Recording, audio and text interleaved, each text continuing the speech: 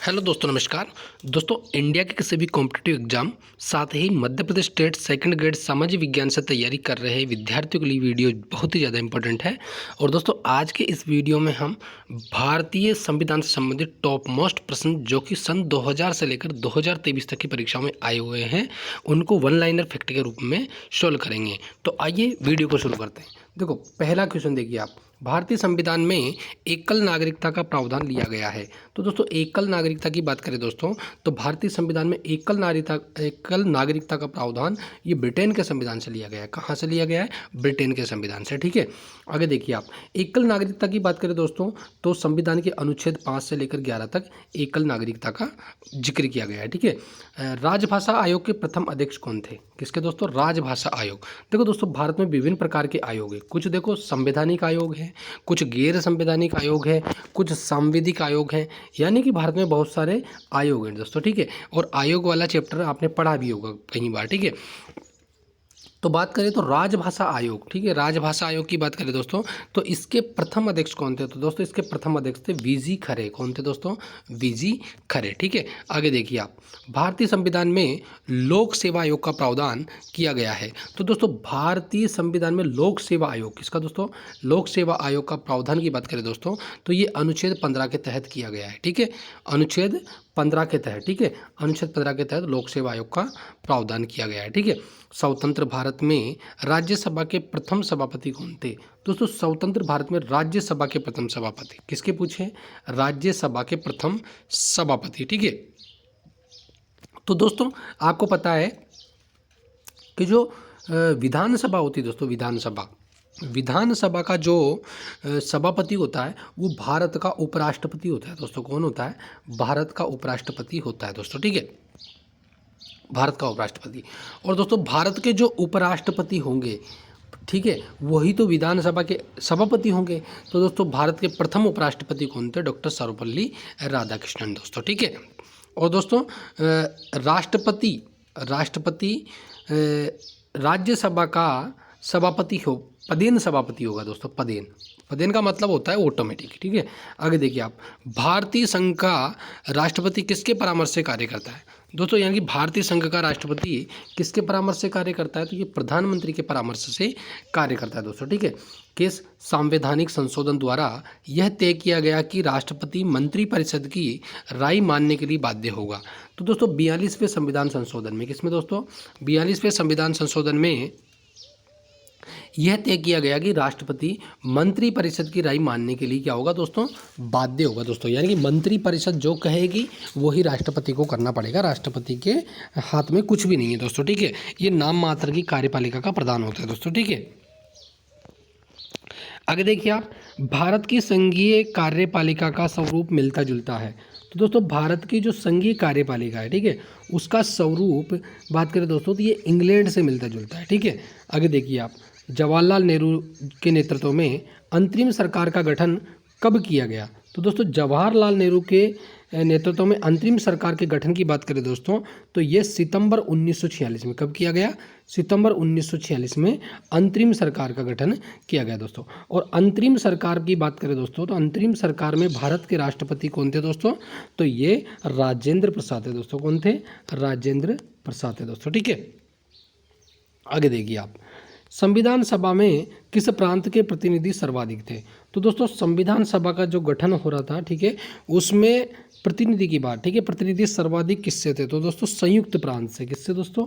संयुक्त प्रांत से थे दोस्तों। ठीक है, यानी कि वर्तमान का यूपी वगैरह का जो क्षेत्र है, यूपी वाला, वो संयुक्त प्रांत में आता था दोस्तों। ठीक है, आगे देखिए आप।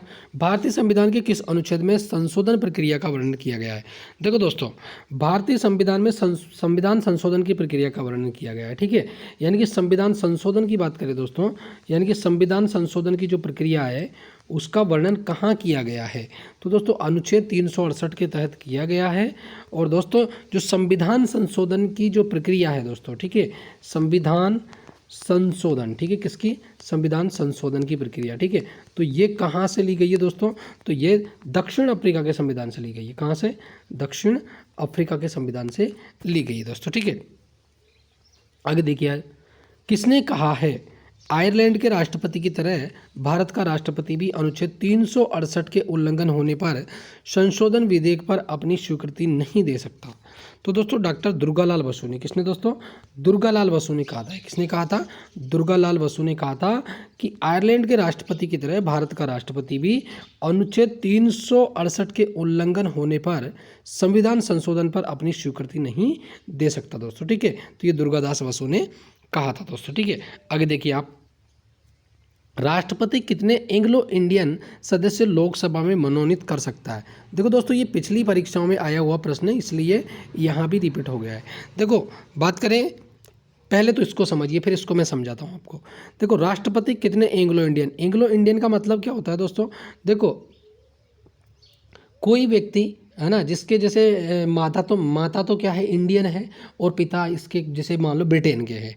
ठीक है, तो ऐसी स्थिति जब बनती है तो ऐसे व्यक्तियों को हम क्या बोलते हैं दोस्तों, एंग्लो इंडियन बोलते हैं। और दोस्तों लोकसभा की बात करें दोस्तों, तो लोकसभा में 2 एंग्लो इंडियन को मनोनीत करने का प्रावधान था दोस्तों। ठीक है, तो वर्तमान में की बात करें दोस्तों, तो वर्तमान में ये है, मतलब ख़त्म कर दिया गया है, ख़त्म नहीं किया गया है, मतलब 2030 तक इसको क्या कर दिया गया है, रोक दिया गया है कि 2030 तक कोई भी एंग्लो इंडियन को मनोनीत नहीं किया जाएगा, समाप्त नहीं किया गया दोस्तों। बहुत से यूट्यूबर बताते हैं, बहुत सी क्लासों में भी टीचर बताते हैं कि इसको समाप्त कर दिया गया है एंग्लो इंडियन के पद को, तो लेकिन एंग्लो इंडियन को समाप्त नहीं किया गया, अभी सिर्फ रोक दिया गया है 2030 तक। ठीक है, आगे देखिए आप, सर्वोच्च न्यायालय के न्यायाधीश की सेवानिवृत्ति की अवधि कितनी होती है। दोस्तों सर्वोच्च न्यायालय के जो न्यायाधीश है उनकी सेवानिवृत्ति की आयु कितनी निर्धारित की गई है, तो दोस्तों 65 वर्ष निर्धारित की गई है सर्वोच्च न्यायालय के न्यायाधीश की सेवानिवृत्ति की। और दोस्तों यहाँ सर्वोच्च न्यायालय की पूछा है, यानी कि सुप्रीम कोर्ट की पूछा है। ठीक है, लेकिन हाई कोर्ट की बात करें दोस्तों, जो राज्यों में होता है हाई कोर्ट, ठीक है, तो उसकी बात करें दोस्तों, तो वो कितनी होती है दोस्तों, 62 वर्ष होती है। क्या होती है, 62 वर्ष होती है रिटायर्ड की एज। ठीक है, और बात करें सर्वोच्च न्यायालय, तो भारत का सर्वोच्च न्यायालय कहाँ पर है दोस्तों, दिल्ली के अंदर है। कहाँ पर है दोस्तों, दिल्ली के अंदर है। ठीक है, आगे देखिए आप, उपराष्ट्रपति के चुनाव में प्रधानमंत्री कब मतदान का अधिकारी नहीं होता। दोस्तों उपराष्ट्रपति के चुनाव में, किसके में, उपराष्ट्रपति के चुनाव में प्रधानमंत्री कब मतदान का अधिकारी नहीं होता, तो दोस्तों जब वह संसद का सदस्य नहीं हो, यानी कि अगर वो संसद का सदस्य नहीं है तो दोस्तों उपराष्ट्रपति के चुनाव में वो क्या करेगा भाई, मतदान नहीं कर सकता दोस्तों, मतदान का अधिकारी नहीं होगा, यानी कि मतदान नहीं कर पाएगा। ठीक है, राज्यपाल अपने विवेकाधीन कृत्यों के अनुपालन में किसके नियंत्रण के अधीन कार्य करता है, तो दोस्तों राज्यपाल अपने विवेकाधीन कृत्यों के अनुपालन की बात करें दोस्तों, तो ये राष्ट्रपति के, किसके, राष्ट्रपति के, यानी कि राज्यपाल अपने विवेकाधीन कृत्यों के अनुपालन में किसके नियंत्रण के अधीन कार्य करता है, तो ये राष्ट्रपति के अधीन कार्य करता है दोस्तों। ठीक है, आगे देखिए आप, भारत के किस राष्ट्रपति का चुनाव आम सहमति से हुआ, भारत के किस राष्ट्रपति का चुनाव आम सहमति से हुआ, तो दोस्तों ये नीलम संजीव रेड्डी का, किसका दोस्तों, नीलम संजीव रेड्डी का जो चुनाव है वो दोस्तों आम सहमति से हुआ था दोस्तों। और दोस्तों ये एकमात्र ऐसे देश के राष्ट्रपति थे जो लोकसभा के, किसके दोस्तों, लोकसभा के अध्यक्ष भी रह चुके थे दोस्तों। ठीक है, नीलम संजीव रेड्डी। ठीक है, आगे देखिए आप, कोई केंद्रीय मंत्री जब लोकसभा में मतदान का अधिकारी नहीं होता, देखो क्या कह रहा है कि कोई केंद्रीय मंत्री जब लोकसभा में मतदान का अधिकारी नहीं होता तो क्या होता है, जब वह लोकसभा का सदस्य नहीं हो। तो दोस्तों ऐसा ही प्रश्न अभी प्रधानमंत्री के बारे में आया था।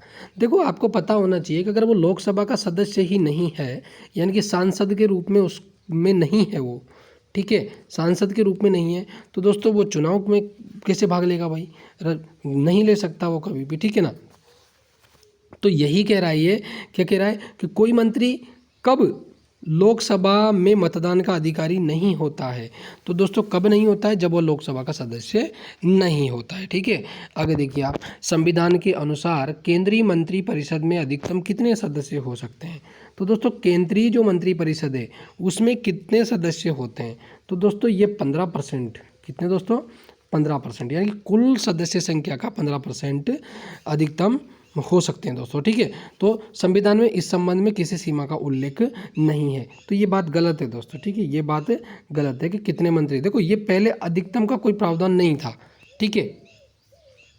लेकिन दोस्तों 91वें संविधान संशोधन की बात करें, 91वें संविधान संशोधन 2003 के द्वारा, किसके द्वारा, 2003 के द्वारा मंत्रिपरिषद की अधिकतम जो सीमा है वो कितनी, सॉरी न्यूनतम सीमा कितनी कर दी गई है, न्यूनतम 15% कर दी गई है, यानी कि 15% कुल सदस्य संख्या का होगा। और अधिकतम का तो अभी कोई प्रावधान का उल्लेख नहीं किया गया है दोस्तों, ठीक है। यानी कि संविधान में इस संबंध में किसी भी सीमा का कोई उल्लेख नहीं है दोस्तों, ठीक है।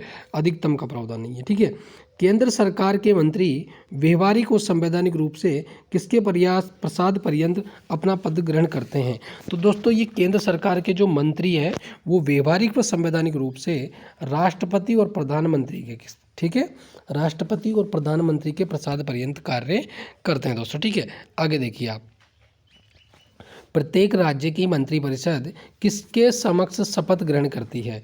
तो दोस्तों प्रत्येक राज्य की जो मंत्रिपरिषद है वो राज्यपाल के समक्ष, किसके समक्ष दोस्तों, राज्यपाल के समक्ष शपथ ग्रहण करती है दोस्तों, ठीक है। आगे देखिए आप, संविधान के अंतर्गत मूल अधिकारों को लागू करवाने की जिम्मेदारी किसकी है। दोस्तों किसको, दोस्तों मूल अधिकारों को लागू करवाने की बात चल रही है। तो दोस्तों मूल अधिकारों को लागू करवाने की जिम्मेदारी है वो किसकी है, सर्वोच्च न्यायालय तथा उच्च न्यायालय की। किसकी दोस्तों, सर्वोच्च न्यायालय तथा उच्च न्यायालय दोनों की है दोस्तों, ठीक है।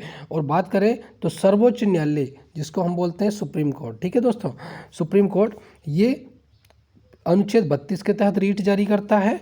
और हाई कोर्ट की बात करें, उच्च न्यायालयों की बात करें, यानी कि हाई कोर्ट की बात करें तो हाई कोर्ट अनुच्छेद 226 के तहत रीट जारी करता है दोस्तों, ठीक है। आगे देखिए आप, मूल अधिकारों के उल्लंघन की स्थिति में किस अनुच्छेद के अंतर्गत व्यक्ति सीधे सर्वोच्च न्यायालय में आवेदन कर सकता है। तो दोस्तों यही प्रश्न में अभी बता के आया, फिर प्रश्न बन के आ गया। देखो आप, मूल अधिकारों के उल्लंघन की स्थिति में किस अनुच्छेद के अंतर्गत व्यक्ति सीधे सर्वोच्च न्यायालय में आवेदन कर सकता है। तो दोस्तों अनुच्छेद 32 के तहत, ठीक है। और हाई कोर्ट में बात करें दोस्तों तो हाई कोर्ट में 226 के तहत, ठीक है। नागरिकों के मूल कर्तव्य संविधान में कहाँ दिए गए हैं। देखो दोस्तों मूल कर्तव्य की बात चल रही है दोस्तों, किसकी, मूल कर्तव्य की। देखो दोस्तों कंफ्यूज मत होना, मैं बता देता हूँ। एक तो होता है मूल अधिकार, ठीक है, मूल अधिकार, ठीक है। और मूल अधिकार को ही हम क्या बोलते हैं, मौलिक अधिकार। क्या बोलते हैं भाई, मौलिक अधिकार। याद रह जाएगा आपको, इनमें भी बच्चे कन्फ्यूज हो जाते हैं, ठीक है।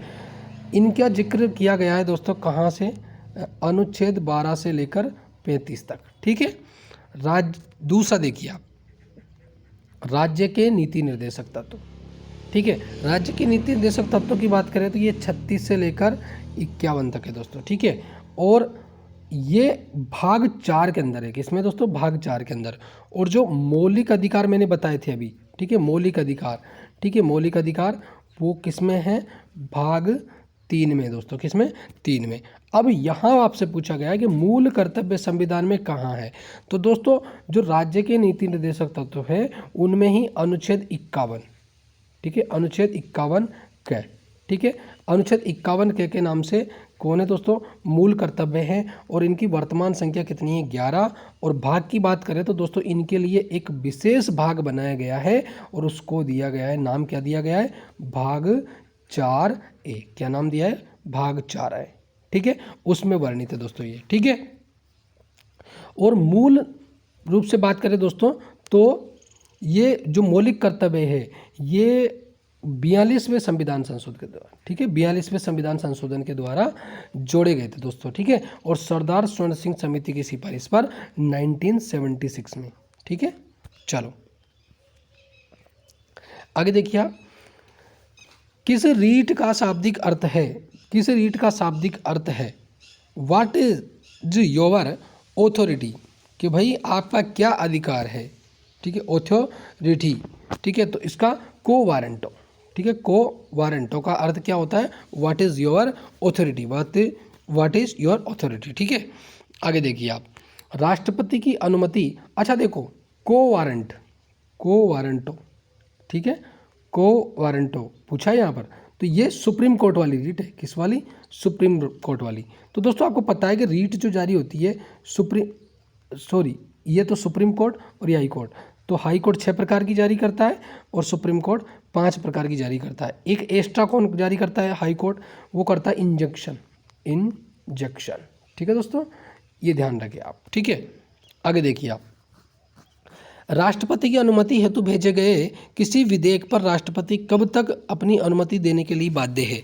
तो संविधान में कोई समय सीमा निश्चित नहीं की गई है इसकी। ठीक है, यानी कि राष्ट्रपति की अनुमति हेतु भेजे गए किसी विधेयक पर राष्ट्रपति कब तक अनुमति देने के लिए बाध्य है, तो इसके लिए कोई सीमा निर्धारित नहीं है दोस्तों। ठीक है, आगे देखिए आप, भारत के वह राष्ट्रपति जो पूर्व में लोकसभा के अध्यक्ष भी रह चुके हैं, तो दोस्तों वो कौन थे? नीलम संजीव रेड्डी। ठीक है दोस्तों, अभी जस्ट मैंने इसी वीडियो में पहले भी आपको बताया था ये। ठीक है, ये ध्यान रखें आप। ठीक है, 26 जनवरी 1950 से 12 जनवरी 1952 के मध्य भारत का अंतरिम राष्ट्रपति कौन था? तो दोस्तों अंतरिम राष्ट्रपति डॉक्टर राजेंद्र प्रसाद था दोस्तों। ठीक है, आगे देखिए आप, धन विधेयक को संसद के किस सदन में प्रस्तुत किया जाता है? तो धन विधेयक को हमेशा दोस्तों लोकसभा में प्रस्तुत किया जाता है दोस्तों। ठीक है, आगे देखिए आप, संसद के प्रत्येक सदन की बैठक की कार्य सूची में पहला विषय कौन सा होता है? तो दोस्तों पहला विषय कौन सा होता है दोस्तों? प्रश्नकाल होता है। और दूसरा क्या होता है दोस्तों? शून्यकाल होता है। क्या होता है? शून्यकाल दोस्तों। ठीक है, शून्यकाल होता है। ठीक है, आगे देखिए आप, किस अनुच्छेद के तहत धार्मिक व्यय के लिए निश्चित धन पर कर की अदायगी से छूट प्रदान की गई है? तो दोस्तों देखो, धार्मिक व्यय के लिए निश्चित धन पर कर की अदायगी यानी कि कर की छूट प्रदान की गई है, तो दोस्तों अनुच्छेद 27 के तहत। किसके? अनुच्छेद 27 के तहत दोस्तों। ठीक है, आगे देखिए आप, संविधान सभा ने प्रारूप संविधान पर अनुच्छेदानुसार विचार विमर्श करना कब से प्रारंभ किया? तो दोस्तों संविधान सभा ने प्रारूप संविधान पर, किस पर? प्रारूप संविधान पर अनुच्छेदों के अनुसार विचार विमर्श करना कब से प्रारंभ किया? तो दोस्तों ये 15 नवंबर 1948 से। कब से? 15 नवंबर 1948 से। देखो दोस्तों, जिस भी एग्जाम में ये प्रश्न पूछा गया ना, बहुत ही शानदार लेवल का प्रश्न है और बहुत ही अच्छे क्वालिटी का प्रश्न है। मुझे तो बहुत कम परीक्षा में देखने को मिला है दोस्तों ये प्रश्न। ठीक है, आगे देखिए आप, संविधान सभा के अंतिम दिन सभा के पटल पर भारतीय संविधान की कितनी प्रतियां रखी गई थी जिन पर सभी सदस्यों ने हस्ताक्षर किए? तो दोस्तों 3 प्रतियां रखी गई थी। कितनी प्रतियां? 3 प्रतियां रखी गई थी भारतीय संविधान की जिन पर हस्ताक्षर किए थे दोस्तों। ठीक है, आगे देखिए आप, सर्वप्रथम राष्ट्रीय आपात की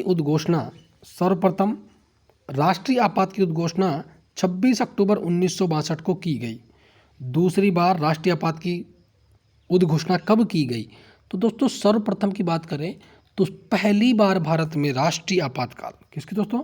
राष्ट्रीय आपात की। ठीक है, और राष्ट्रीय आपात की घोषणा कब हुई? 26 अक्टूबर 1962 को। ठीक है दोस्तों, और इस समय भारत पाक युद्ध की स्थिति बनी हुई थी। और दूसरी बार की बात करें दोस्तों तो ये 13 दिसंबर 1971 को। कब दोस्तों? 13 दिसंबर 1971 को। ठीक है दोस्तों, आगे देखिए आप, जब राष्ट्रपति द्वारा वित्तीय आपातकाल की घोषणा की जाती है तब संसद द्वारा इसका अनुमोदन कितने दिनों के अंतर्गत किया जाना चाहिए? देखो दोस्तों, राष्ट्रपति द्वारा वित्तीय आपातकाल की घोषणा, किसके द्वारा? राष्ट्रपति के द्वारा वित्तीय आपातकाल की घोषणा की जाती है, तब संसद द्वारा इसका अनुमोदन, तो संसद द्वारा इसका अनुमोदन कितने समय के अंदर या कितने दिनों के अंतर्गत किया जाना चाहिए? तो 2 माह के अंदर। ठीक है, यानी कि संसद को 2 माह के अंदर ये प्रमाणित करके देना पड़ेगा, ये सिद्ध करके देना पड़ेगा कि भाई हाँ ये जरूरी है आपातकाल। ठीक है, आगे देखिए आप, भारतीय संविधान के किस अनुच्छेद में कहा गया है कि संघ के लिए एक संसद होगी जो राष्ट्रपति और दोनों सदनों से मिलकर बनेगी, जिसके नाम क्रमशः राज्यसभा और लोकसभा में होंगे? देखो दोस्तों, भारतीय संविधान के किस अनुच्छेद में कहा गया है कि संघ के लिए एक संसद होगी? संघ के लिए एक संसद होगी जो राष्ट्रपति और दोनों सदनों से मिलकर बनेगी। और दोनों सदन कौन से? लोकसभा और राज्यसभा दोस्तों। ठीक है, मिलकर बनेगी, जिनके नाम क्रमशः होंगे राज्यसभा और लोकसभा। तो दोस्तों ये आपसे सीधा सीधा ये पूछा गया है कि संसद का जिक्र कहाँ किया गया है? तो दोस्तों संसद की बात करें दोस्तों तो अनुच्छेद 79 में। कहाँ पर? अनुच्छेद 79 में। और दोस्तों अनुच्छेद 80 की बात करें दोस्तों तो ये राज्यसभा से संबंधित, ठीक है। और अनुच्छेद 81 की बात करें दोस्तों तो ये लोकसभा से संबंधित है दोस्तों, ठीक है। आगे देखिए आप, किस अनुच्छेद के तहत सर्वोच्च न्यायालय को यह अधिकार दिया गया है कि सैनिक न्यायालय को छोड़कर वह भारत के अन्य किसी न्यायालय अथवा न्याय मंडल के निर्णय के विरुद्ध सर्वोच्च न्यायालय में अपील करने की अनुमति प्रदान कर सकते हैं? तो दोस्तों अनुच्छेद 135 के अनुसार, अनुच्छेद 135 के अनुसार सर्वोच्च न्यायालय को यह अधिकार दिया गया है कि सैनिक न्यायालय को छोड़कर, किसको दोस्तों, सैनिक न्यायालय को छोड़कर भारत के अन्य किसी न्यायालय अथवा न्याय मंडल के निर्णय के विरुद्ध सर्वोच्च न्यायालय में अपील करने की अनुमति प्रदान कर सकता है दोस्तों, ठीक है। आगे देखिए आप, किस महाधिकारी को अपने कर्तव्यों के पालन में भारत के राज्य क्षेत्र में सभी न्यायालयों में उपस्थित होने का अधिकार प्रदान किया गया है? तो दोस्तों भारत का जो महान्यायवादी है, जिसका जिक्र कहाँ पर है दोस्तों, अनुच्छेद 76 के अंदर है दोस्तों, ठीक है। तो महान्यायवादी को अपने कर्तव्यों के पालन में भारत के राज्य क्षेत्र के सभी न्यायालयों में उपस्थित होने का अधिकार प्रदान किया गया है दोस्तों, ठीक है। आगे देखिए आप, संविधान का प्रारूप तैयार करने के लिए संविधान सभा द्वारा प्रारूप समिति का गठन कब किया गया? तो दोस्तों जो ड्राफ्ट कमेटी है, ठीक है, ड्राफ्ट कमेटी, ठीक है, जिसको हम बोलते हैं प्रारूप समिति। और प्रारूप समिति के अध्यक्ष की बात करें दोस्तों, तो दोस्तों ये कौन थे? अम्बेडकर जी, ठीक है, अम्बेडकर, ठीक है, डॉक्टर भीमराव अम्बेडकर, ठीक है। और प्रारूप समिति की बात करें तो 29 अगस्त, कब दोस्तों? 29 अगस्त 1947 को, ठीक है, 1947 को इसका गठन किया गया था दोस्तों प्रारूप समिति का, ठीक है। और बात करें दोस्तों तो जो प्रारूप समिति है, ठीक है, प्रारूप समिति उसका गठन कब किया गया था? तो ये दोस्तों 1947 में किया गया था, ठीक है। आगे देखिए आप, संविधान सभा का अंतिम दिन कौन सा था? संविधान सभा का अंतिम दिन कौन सा था? जिस दिन संविधान सभा के सदस्यों ने संविधान पर हस्ताक्षर किए। तो दोस्तों 24 जनवरी 1950 को, 24 जनवरी 1950 अंतिम दिन था। इस दिन संविधान सभा के सदस्यों ने संविधान पर हस्ताक्षर किए थे दोस्तों, ठीक है। संविधान सभा को अंतरिम संसद में किस दिन परिवर्तित किया गया? तो दोस्तों अंतरिम संसद के रूप में कब परिवर्तित किया गया? 26 जनवरी 1950 को। कब? 26 जनवरी 1950 को किया गया, ठीक है। किस अनुच्छेद द्वारा भारतीय नागरिकों को 6 प्रकार की स्वतंत्रताएं प्रदान की गई है? दोस्तों किस अनुच्छेद के तहत भारतीय नागरिकों को 6 स्वतंत्रता प्रदान की गई है? तो अनुच्छेद 19 में 6 प्रकार की स्वतंत्रता है दोस्तों, ठीक है। आगे देखिए आप, तो अनुच्छेद 19 से लेकर 22 इनमें किसका जिक्र है? स्वतंत्रता से संबंधित, ठीक है, यानी कि स्वतंत्रता का अधिकार 19 से लेकर 22 तक दोस्तों, ठीक है। धन विधेयक पर राज्यसभा को कैसा अधिकार प्राप्त है? तो धन विधेयक पर बात करें दोस्तों तो केवल सिफारिशी, कौन सा दोस्तों? केवल सिफारिशी अधिकार है दोस्तों, ठीक है। आगे देखिए आप, भारत के किन राष्ट्रपतियों की मृत्यु उनके कार्यकाल के दौरान हुई? तो दोस्तों सर्वप्रथम पद पर रहते हुए भारत के राष्ट्रपति जिनकी मृत्यु हुई तो डॉक्टर जाकिर हुसैन पहले, ठीक है। उसके बाद में फखरुद्दीन अली अहमद, ठीक है दोस्तों। तो भारत के किन राष्ट्रपतियों की मृत्यु उनके कार्यकाल के दौरान हुई? तो जाकिर हुसैन, फखरुद्दीन अली अहमद, और इसके अलावा दोस्तों एक की बात करें इंदिरा गांधी। कौन दोस्तों? इंदिरा गांधी, इनकी भी पद पर रहते हुए मृत्यु हुई थी। लेकिन दोस्तों ये भारत की राष्ट्रपति नहीं थी, ये भारत की प्रधानमंत्री थी दोस्तों। कौन थी? प्रधानमंत्री, ये भी ध्यान रखिए आप, ठीक है। इसके बारे में पूछा जाता है इसलिए बता दिया मैंने एक्स्ट्रा फैक्ट दोस्तों। लेकिन यहाँ हमसे राष्ट्रपति का पूछा है, ठीक है। तो राष्ट्रपति कौन कौन? जाकिर हुसैन और फखरुद्दीन अली अहमद, और प्रधानमंत्री इंदिरा गांधी। इंदिरा गांधी के अलावा और भी प्रधानमंत्री हैं जिनकी भी पद पर रहते हुए मृत्यु हुई है, लेकिन इनको हम बाद में आपको बताएंगे जब इनका क्वेश्चन आएगा, ठीक है। आगे देखिए आप, राज्य की कार्यपालिका शक्ति का प्रधान कौन होता है? तो दोस्तों राज्य की कार्यपालिका शक्ति का प्रधान राज्यपाल होता है, ठीक है। आगे देखिए आप, जम्मू कश्मीर के विषय में संसद की अधिकारिता किन विषयों तक है? तो दोस्तों जम्मू कश्मीर के विषय में संसद की अधिकारिता की बात करें दोस्तों, तो ये केवल संघ सूची में वर्णित विषयों तक, किस तक, संघ सूची में वर्णित विषयों तक ही है दोस्तों इसका, ठीक है। आगे देखिए आप, क्योंकि आपको पता है कि जम्मू कश्मीर अब केंद्र शासित प्रदेश भी बन गया है, तो यहाँ पर केवल संघ सूची ही कार्यरत रहेगी, क्योंकि संघ सूची के ही संघ सूची पर राष्ट्रपति का अधिकार होता है, यानी कि केंद्र का अधिकार होता है, और केंद्र ही यहाँ पर जितने भी कानून विधि है जो बनाने काम कौन करेगा, केंद्र पर करेगा, ठीक है। आगे देखिए आप, राज्य के निम्न एवं उच्च सदन क्या कहे जाते हैं, तो दोस्तों निम्न की बात करें दोस्तों, तो निम्न विधानसभा कहा जाता है, क्या, विधानसभा कहा जाता है, और उच्च क्या कहा जाता है दोस्तों, तो उच्च कहा जाता है विधान परिषद, विधान परिषद, ठीक है भाई।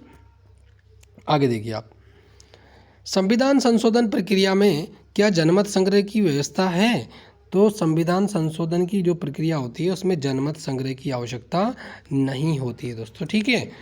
आगे देखिए आप, महान्यायवादी जिसको हम अटॉर्नी जनरल बोलते हैं का कार्यकाल कितने दिनों का होता है, तो दोस्तों ये राष्ट्रपति की इच्छा अनुसार होता है दोस्तों, इसका कोई कार्यकाल फिक्स नहीं है, ये राष्ट्रपति की इच्छा अनुसार कार्य करते हैं दोस्तों, ठीक है। और वर्तमान में भारत के महान्यायवादी की बात करें दोस्तों, तो ये कौन है, तो दोस्तों के वेणुगोपाल, कौन दोस्तों, के वेणुगोपाल भारत के महान्यायवादी दोस्तों, ठीक है, ये भी आप ध्यान रखें दोस्तों, ठीक है। आगे देखिए आप, और भारत के नियंत्रक एवं महालेखा परीक्षक की बात करें दोस्तों, तो वो कौन है दोस्तों, वो गिरीश चंद्र मुर्मू है दोस्तों, ठीक है। देखो अटॉर्नी जनरल अलग होता है, अटॉर्नी जनरल अलग होता है, अटॉर्नी जनरल का उल्लेख तो अनुच्छेद 76 में किया गया है, जबकि भारत के नियंत्रक एवं महालेखा परीक्षक का उल्लेख 148 में किया गया है, ये भी ध्यान रखिए आप, ठीक है। तो ये अलग अलग पद हैं, आप एक ही ना समझ ले आपको, ठीक है। प्रधानमंत्री का व्यक्तिगत उत्तरदायित्व किसके प्रति है, तो दोस्तों प्रधानमंत्री का जो व्यक्तिगत उत्तरदायित्व है वो राष्ट्रपति के प्रति है, ठीक है। आगे देखिए आप, सर्वोच्च एवं उच्च न्यायालय के न्यायाधीश को सिद्ध कदाचार या असमर्थता के आधार पर हटाने का प्रस्ताव कहाँ पेश किया जाता है, तो दोस्तों ये संसद के किसी भी सदन में, संसद के किसी भी सदन में, ठीक है दोस्तों। आगे देखिए आप, उस वित्त मंत्री का नाम बताइए जिसने सन 1952 में भारत का पहला आम बजट प्रस्तुत किया, तो दोस्तों भारत का पहला आम बजट, दो प्रश्न बन सकते हैं, तो भारत का पहला आम बजट कब प्रस्तुत किया गया, 1952 में दोस्तों, ठीक है। दूसरी बात करें तो भारत का पहला आम बजट प्रस्तुत किया किसने किया दोस्तों, तो पीके षणमुखम शेट्टी ने, किसने, पीके षणमुखम शेट्टी ने किया था दोस्तों भारत का पहला आम बजट, ठीक है। और वर्तमान की बात करें दोस्तों, तो वर्तमान जो 2023 का जो बजट है वो किसने प्रस्तुत किया दोस्तों, तो दोस्तों ये निर्मला सीतारमण ने, किसने दोस्तों, निर्मला सीतारमण ने, ठीक है, निर्मला सीतारमण। और निर्मला सीतारमण भारत की क्या है दोस्तों, भारत की वित्त मंत्री है दोस्तों, कौन है ये, वित्त मंत्री है दोस्तों, याद रह जाएगा। आगे देखिए आप, भारतीय संविधान के निर्माण के समय संवैधानिक सलाहकार, दोस्तों संवैधानिक सलाहकार कौन थे, और संवैधानिक सलाहकार को इंग्लिश में हम क्या बोलते हैं दोस्तों, कॉन्स्टिट्यूशनल एडवाइज़र, ठीक है। तो दोस्तों ये कौन थे, BN राव, कौन थे दोस्तों, BN राव, बेनेगल नरसिंहन राव, ठीक है। आपातकाल के दौरान किस प्रकार की स्वाधीनता के अधिकार को समाप्त या सीमित नहीं किया जा सकता, तो दोस्तों आपातकाल के दौरान, ठीक है, किस प्रकार की स्वाधीनता के अधिकार को, यानी किस प्रकार की स्वतंत्रता के अधिकार को समाप्त या सीमित नहीं किया जा सकता, तो दोस्तों जीवन जीने का अधिकार, यानी कि जीवन जीने का अधिकार और शारीरिक स्वतंत्रता, ठीक है, इसको नहीं किया जा सकता, इसको क्या समाप्त नहीं किया जा सकता, ठीक है दोस्तों, यानी कि प्राण एवं दैहिक स्वतंत्रता का उल्लेख दोस्तों, ठीक है, यानी कि अनुच्छेद 21, और इसके अलावा अनुच्छेद 20 को भी नहीं किया जा सकता दोस्तों, ठीक है। किसी नज़रबंद व्यक्ति को अपनी रिहाई के लिए सबसे उचित याचिका कौन सी है, तो दोस्तों नज़रबंद व्यक्ति को अपनी रिहाई के लिए सबसे उचित याचिका दोस्तों बंदी प्रत्यक्षीकरण है दोस्तों, बंदी प्रत्यक्षीकरण है दोस्तों, ठीक है। आगे देखिए आप, यदि कोई अभियुक्त अपने बचाव के लिए वकील की सलाह लेना चाहता है तो भारतीय संविधान में क्या व्यवस्था है?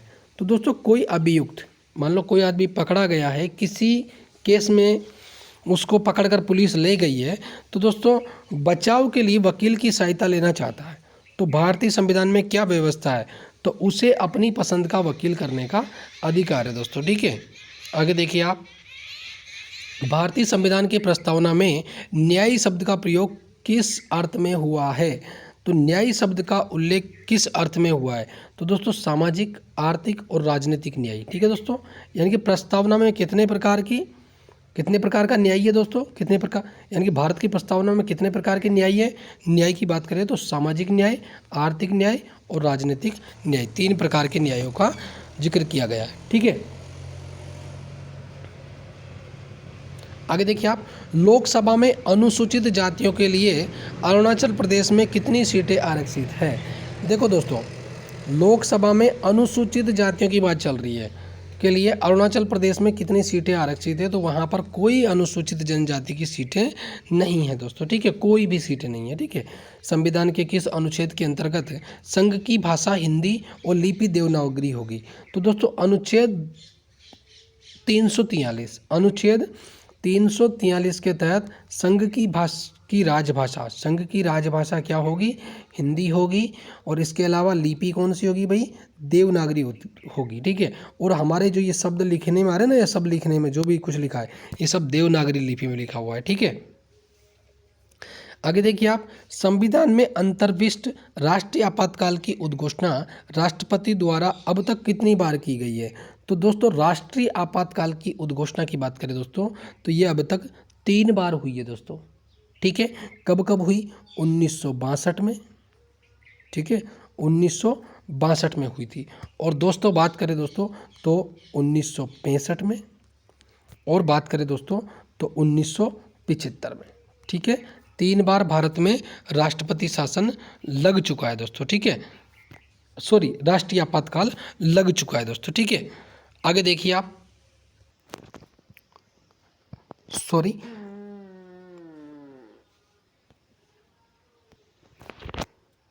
हाँ, तो एक बात करें दोस्तों तो ये 1965 में, कब? 1965 में, 1962 में और 1975 में, ये 3 बार भारत में राष्ट्रीय आपातकाल लगा था दोस्तों। ठीक है, आगे देखिए आप, संविधान के आधारभूत ढांचे को सुरक्षित रखने का सिद्धांत सर्वोच्च न्यायालय ने किस मामले में प्रतिपादित किया? तो दोस्तों मूल ढांचे का सिद्धांत की बात करें दोस्तों, मूल ढांचे का सिद्धांत, तो दोस्तों ये केशवानंद भारती मामले में किया गया और 1973 में किया गया दोस्तों। ठीक है, आगे देखिए आप, वर्ष 1938 में किस व्यक्ति ने वयस्क मताधिकार के आधार पर संविधान सभा के गठन की मांग की? तो दोस्तों 1938 में किस व्यक्ति ने वयस्क मताधिकार के आधार पर संविधान सभा के गठन की मांग की? तो दोस्तों 1938 में जवाहरलाल नेहरू ने मांग करी थी दोस्तों। ठीक है, संसद में सभी प्रकार के संवैधानिक संशोधन विधेयक प्रस्तुत करने के पूर्व क्या राष्ट्रपति की अनुमति प्राप्त करने की आवश्यकता होती है? नहीं दोस्तों। ठीक है, संसद में कि सभी प्रकार के संवैधानिक संशोधन, ठीक है, संवैधानिक संशोधन विधेयक प्रस्तुत करने से पूर्व क्या राष्ट्रपति की अनुमति प्राप्त करने की आवश्यकता होती है? नहीं, राष्ट्रपति की अनुमति लेने की कोई आवश्यकता नहीं है दोस्तों। राष्ट्रपति को तो पता चल जाएगा जब वो विधेयक संसद में पास हो जाएगा और पास होने के बाद में राष्ट्रपति के पास में सिग्नेचर होने के लिए जाएगा। ठीक है, कौन राष्ट्रपति द्वितीय पसंद के मतों की गणना के फलस्वरूप अपना निश्चित कोटा प्राप्त कर निर्वाचित हुए? तो दोस्तों देखो, इसकी बात करें तो वीवी गिरी। कौन दोस्तों? वीवी गिरी। ठीक है, तो वीवी गिरी की बात करें तो राष्ट्रपति जो द्वितीय पसंद के मतों की गणना के फलस्वरूप अपना निश्चित कोटा प्राप्त कर निर्वाचित हुए थे दोस्तों। ठीक है, आगे देखिए आप, क्या आंतरिक अशांति के आधार पर राष्ट्रपति आपातकाल की उद्घोषणा कर सकता है? तो दोस्तों आंतरिक अशांति के आधार पर राष्ट्रपति आपातकाल की उद्घोषणा नहीं कर सकता। और ऐसा दोस्तों 1975 में किसने किया दोस्तों?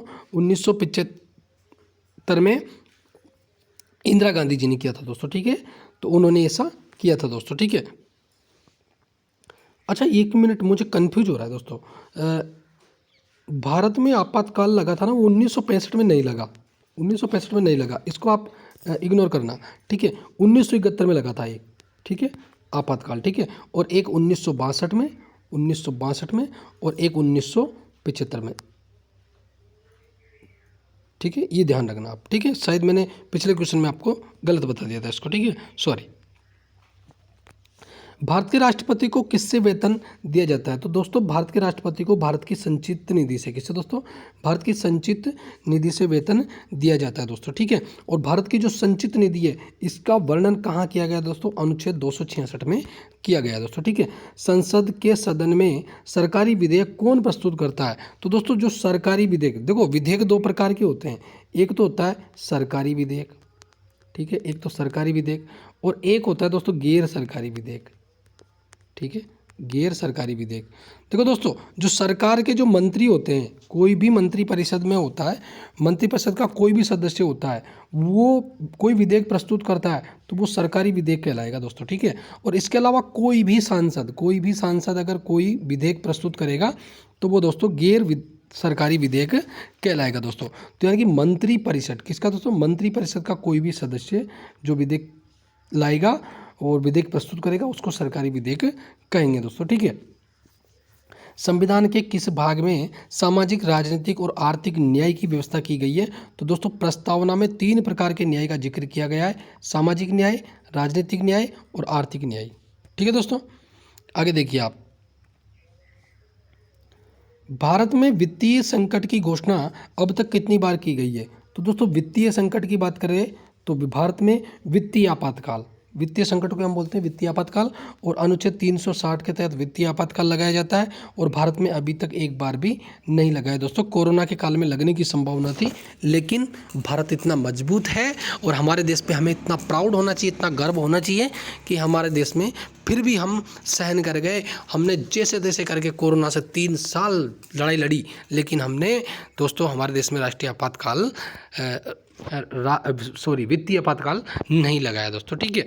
आगे देखिए आप, किस अनुच्छेद के अंतर्गत राष्ट्रपति वित्तीय आपातकाल की घोषणा करता है? तो दोस्तों ये अभी बता चुका हूँ मैं, अनुच्छेद 360 के तहत करता है दोस्तों, ठीक है। और यहीं मैं एक बताता हुआ चलता हूँ दोस्तों, तो 356 के तहत क्या होता है? तो 356 के तहत राज्यों में राष्ट्रपति शासन, राज्यों में राष्ट्रीय आपातकाल नहीं लगता है दोस्तों, राष्ट्रपति शासन बोलते हैं। राज्यों में जो लगता है उसको राष्ट्रपति शासन बोलते हैं, ठीक है, राष्ट्रपति शासन बोलते हैं उसको, ठीक है, ये ध्यान रखना आप, ठीक है। वरीयता की दृष्टि से मंत्रियों का सही क्रम है? तो दोस्तों वरीयता की दृष्टि से सबसे बड़े होते हैं कैबिनेट मंत्री दोस्तों, उसके बाद में होते हैं दोस्तों राज्य मंत्री, और उसके बाद में होते हैं उप मंत्री, ठीक है। तो कैबिनेट मंत्री, राज्य मंत्री और उप मंत्री, ठीक है दोस्तों। आगे देखिए आप, भारत के राष्ट्रपति ज्ञानी जेल सिंह ने किस मामले में अपनी वीटो शक्ति का प्रयोग किया था? तो दोस्तों वीटो शक्ति का प्रयोग किया था किसने दोस्तों? ज्ञानी जेल सिंह ने। और ये 1989 में, कब दोस्तों? 1989 में। कौन सा अधिनियम था 1989 का? भारतीय डाकघर संशोधन अधिनियम, इसमें प्रयोग किया था दोस्तों, ठीक है। और ज्ञानी जेल सिंह भारत के अनपढ़ राष्ट्रपति थे दोस्तों ये, ठीक है, बिल्कुल अनपढ़ थे दोस्तों, ठीक है, ये भी ध्यान रखें आप। भारत के किस राज्य में उर्दू को प्रथम राजभाषा का दर्जा प्रदान किया गया है? तो दोस्तों उर्दू को राजभाषा का दर्जा जम्मू कश्मीर में प्रदान किया गया है। मंत्रिपरिषद किसके प्रति जवाबदेही होती है? तो दोस्तों मंत्रिपरिषद की बात करें दोस्तों तो वो संसद या विधानसभा के, राज्यों में बात करें तो विधानसभा के प्रति उत्तरदायित्व रहेगी, और दोस्तों केंद्र में ये संसद के प्रति, ठीक है, संसद। और संसद में भी हम बात करें दोस्तों तो लोकसभा, ठीक है, लोकसभा। तो कह सकते हैं अपन कि मंत्रिपरिषद किसके प्रति जवाबदेही है? तो केंद्र में संसद के और राज्यों में विधानसभा के दोस्तों, ठीक है। आगे देखिए आप, भारत में पहली निर्वाचित लोकसभा कब अस्तित्व में आई? तो भारत में पहली निर्वाचित लोकसभा, तो दोस्तों ये अप्रैल 1952 को, कब दोस्तों? अप्रैल 1952 को अस्तित्व में आई थी दोस्तों, ठीक है। आगे देखिए आप, भारतीय संसद की सबसे पुरानी समिति कौन सी है? तो दोस्तों भारतीय संसद की सबसे पुरानी समिति लोकलेखा समिति है। इसमें सदस्यों की संख्या बात करें तो लोकसभा के कितने सदस्य होते हैं? लोकलेखा समिति में लोकसभा से 15, और राज्यसभा से बात करें दोस्तों, राज्यसभा से, तो राज्यसभा से कितने सदस्य होते हैं? 7 सदस्य होते हैं इसमें, ठीक है।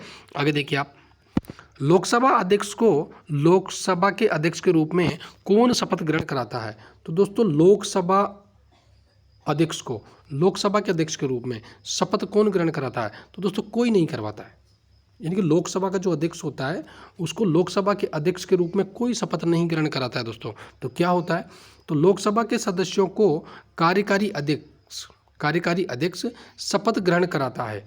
इनमें से किसी भी सदस्य के लोकसभा अध्यक्ष के रूप में निर्वाचित होने पर पुनः शपथ ग्रहण कराने की आवश्यकता नहीं है।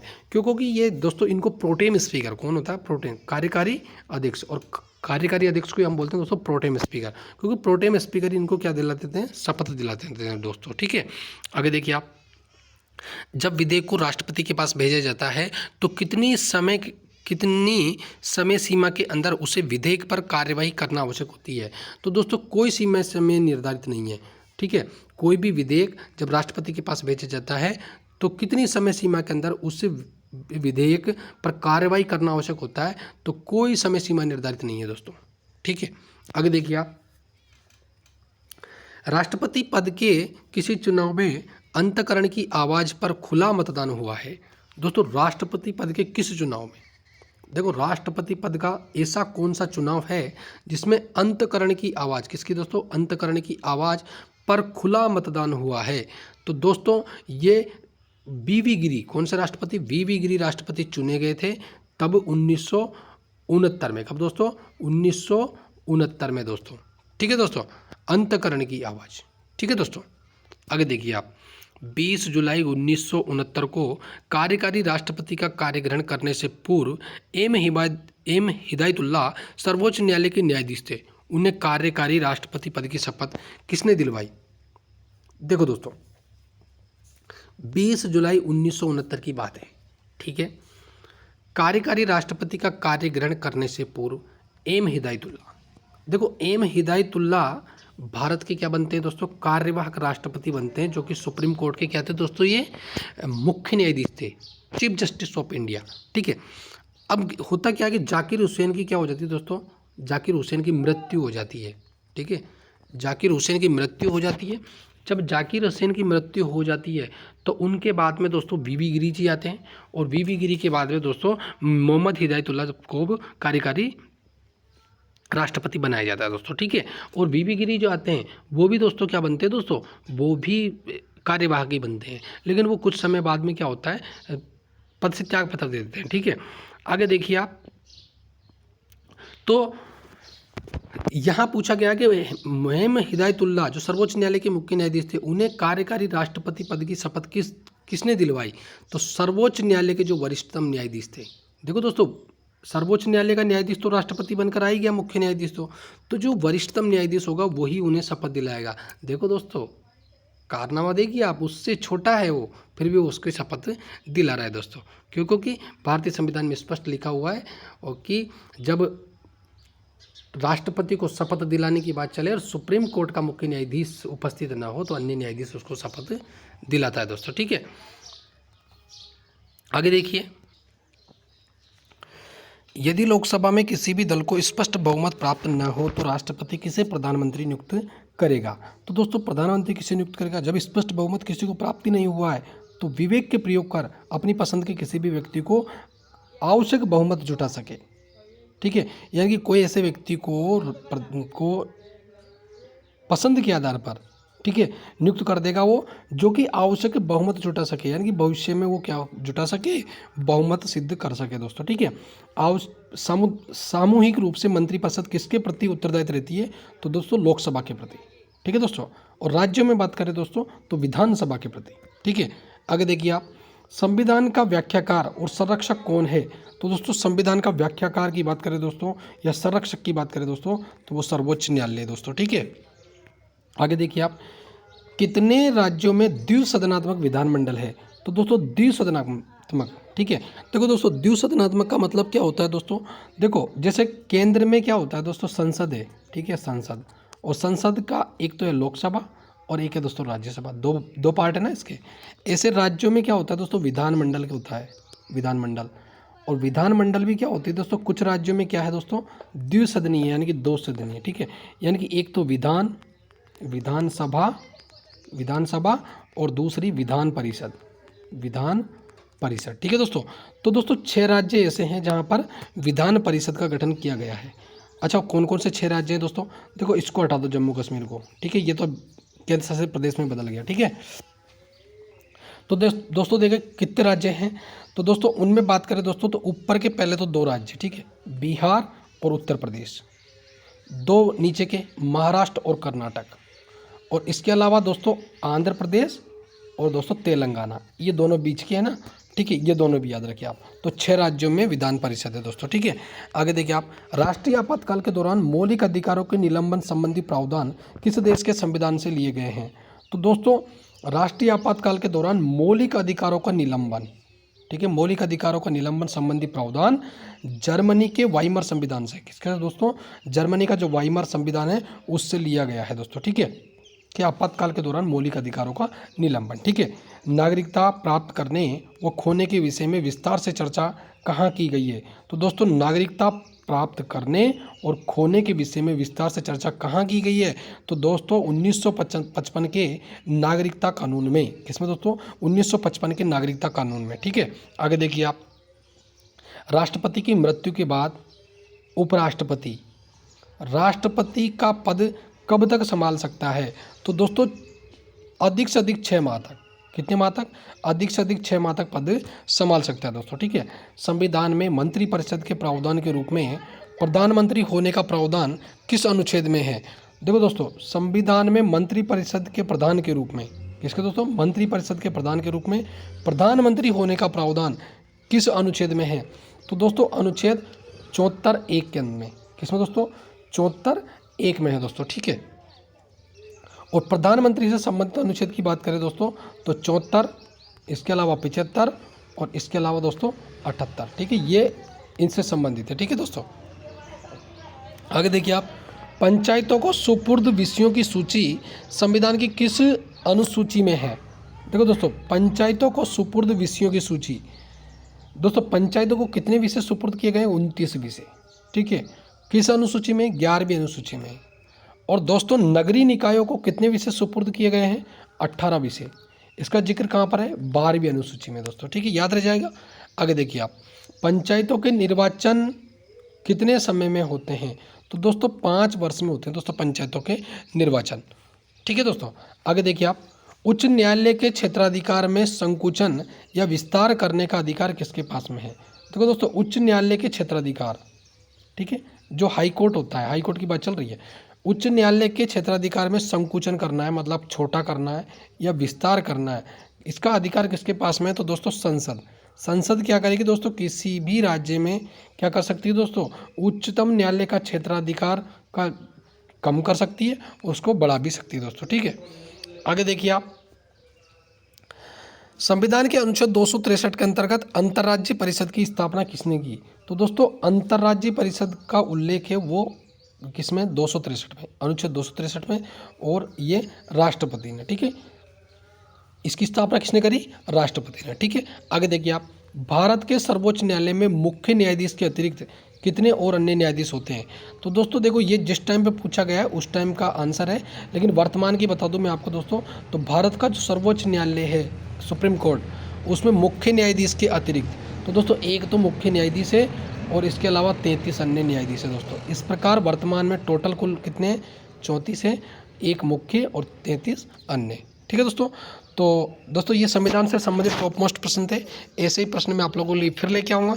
तब तक लिए नमस्कार, धन्यवाद। चैनल को सब्सक्राइब करिए, शेयर करिए और प्रत्येक स्टूडेंट तक पहुँचाइए जो एमपीटेट या इंडिया के किसी भी कॉम्पिटेटिव एग्जाम की तैयारी कर रहा है, जहाँ भी उसके संविधान से संबंधित प्रश्न आते हैं। धन्यवाद।